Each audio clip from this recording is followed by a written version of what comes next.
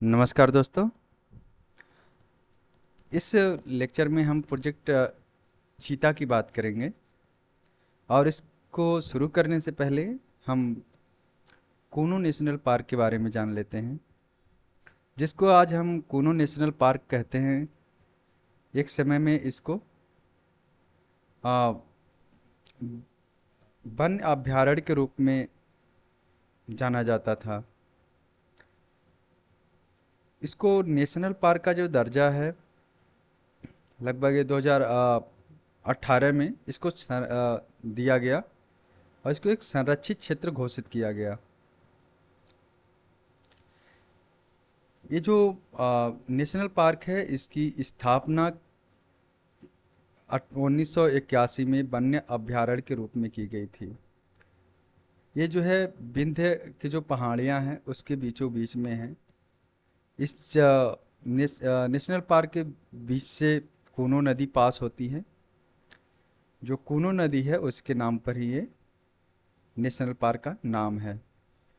तो हम जब बात करते हैं प्रोजेक्ट चीता की, तो प्रोजेक्ट चीता में हम पहले हम बात करते हैं कि ये जो चीता है इनके बारे में। एक समय हुआ करता था जब इनकी संख्या ज़्यादा हुआ करती थी अपने भी देश में। पर जैसे हम लोग आज़ाद होते हैं या 1952 की बात करते हैं जब हम, तो क्या होता है, ये जो 1952 आपको यहाँ दिख रहा है ना, अपनी सरकार ये घोषित कर देती है कि अब हमारे देश में कोई चीता नहीं बचे हैं। मतलब इनकी संख्या पूरी शून्य हो जाती है। अब जैसे समय गुजरता जाता है, 1970 से 80 के बीच में सरकारें जो जिनकी भी सरकार रही हैं उन्होंने कोशिश की थी कि इनको दोबारा से रीइंट्रोड्यूस किया जाए देश में। लेकिन सरकारों की अनस्टेबिलिटी की वजह से ये जो प्रोजेक्ट है सक्सेसफुल नहीं रह पाया। ये इसको रीस्टोर या कह सकते हैं कि इसको बाहर से देश में अपने नहीं ला पाए दोबारा से। तो ये काफ़ी एक लंबी जर्नी है जिसको मोदी गवर्नमेंट ने अपने शासनकाल में पूरा किया, कि इनको अफ्रीका कॉन्टिनेंट से आ, इंडिया में इनको इंपोर्ट किया जाता है। जगह का नाम याद रखिएगा, उसका नाम है नमीबिया।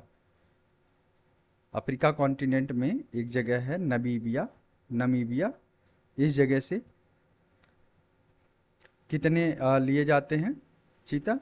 इसमें 5 फीमेल चीता होती है, 3 क्या होते हैं मेल चीता को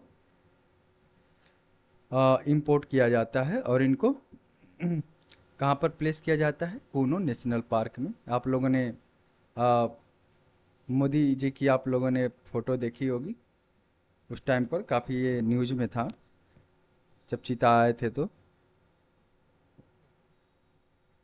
अभी अगर प्रेजेंट स्टेटस की बात करते हैं, जब आप गूगल को सर्च मारेंगे how many cheetah in India in the Kuno national park, then you will find Google will show you 26 cheetah. But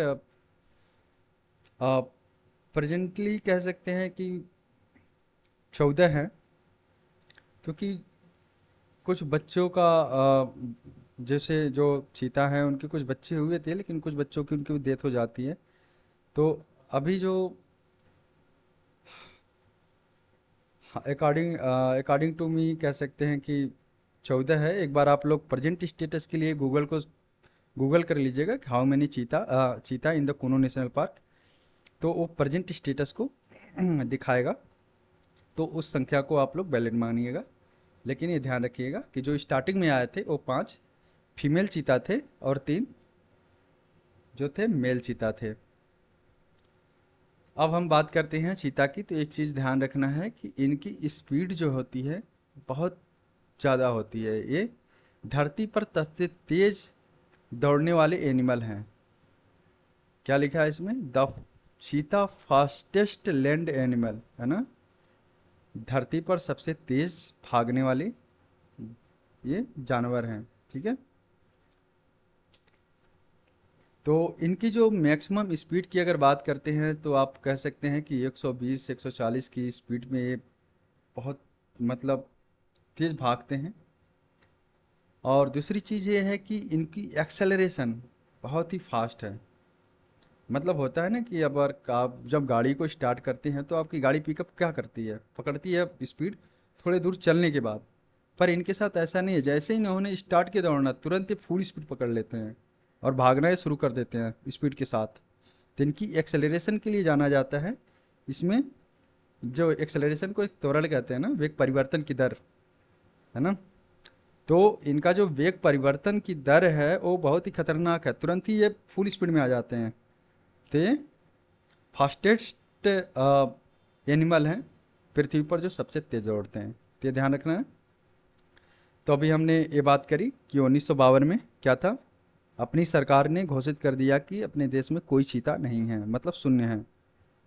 फिर बीच में कोशिश करा जाता है लाने के लिए, लेकिन फेल हो जाते हैं क्योंकि सरकार बदलती रहती हैं लगातार। और फाइनली जा कर के मोदी गवर्नमेंट क्या करती है, सितंबर 1922 में, यहाँ पर देख लीजिए, सितंबर 1922 में 8 चीता को निमीबिया से इंपोर्ट किया जाता है देश में, और उनको कूनो नेशनल पार्क में फुल इज्जत के साथ रखा जाता है, ताकि वो लोग अपने कह सकते हैं फले फूलें, अपने जनसंख्या को बढ़ाएं, है ना।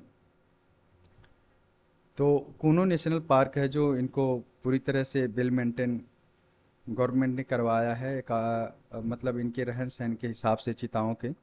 तो बाकी हम आगे देखते हैं। अब देखते हैं, अगर हम पूरी दुनिया की बात करते हैं 20वीं सेंचुरी की, तो पूरी दुनिया को मिलाकर के 1 लाख चीता हुआ करते थे। जब प्रेजेंट स्टेटस कहता है कि पूरी दुनिया में कितने हैं, 7100 चीता बचे हुए हैं। तो एक तरह से कह सकते हैं कि ये विलुप्त होने की कगार पर खड़े हुए हैं। इसलिए इनका कंजर्वेशन है जो है बहुत इम्पॉर्टेंट है, इनको बचाना। नहीं तो ये पूरी पृथ्वी से, जैसे बाकी एनिमल्स जो हैं विलुप्त हो गए, उसी तरह ये भी विलुप्त हो जाएंगे। तो इनकी जो सबसे टॉप स्पीड है ना चीता की, वो 120 किलोमीटर प्रति घंटा है। 120 किलोमीटर मतलब समझते हैं, बहुत ज़्यादा होती है। आपकी ये जो ट्रेनें हैं ना दुरंतो वगैरह, लगभग इसके आसपास चलती हैं। और इनकी जो लाइफ स्पेन है, मतलब जीवन काल जो है इनका 7 से 8 साल का होता है, ये ध्यान रखना है। और दूसरा है, ये इनकी हाइट हाइट की बात करते हैं तो हाइट कितनी होगी, 66 से 81 सेंटीमीटर तक की होती है हाइट, यहाँ पर लिखा हुआ है। और वेट जो होता है 21 से 42 किलोग्राम का होता है। ये फीमेल की जो चीता होती हैं उनकी बातें कर रहे हैं। और लेंथ जो होगा एक 1.1 से लेकर 1.3 मीटर्स तक, इतनी इनकी लेंथ होती है। तो ये कह सकते हैं कि लाइट वेट होते हैं, मतलब हल्के होते हैं, फुर्तीले होते हैं, बहुत जल्दी ये स्पीड पकड़ लेते हैं 120 किलोमीटर प्रति घंटे की। और ये अपने शिकार को पकड़ने में फुल स्पीड, मतलब कह सकते हो फुल स्पीड रखते हैं कि इनसे तेज भाग ही नहीं सकता हो।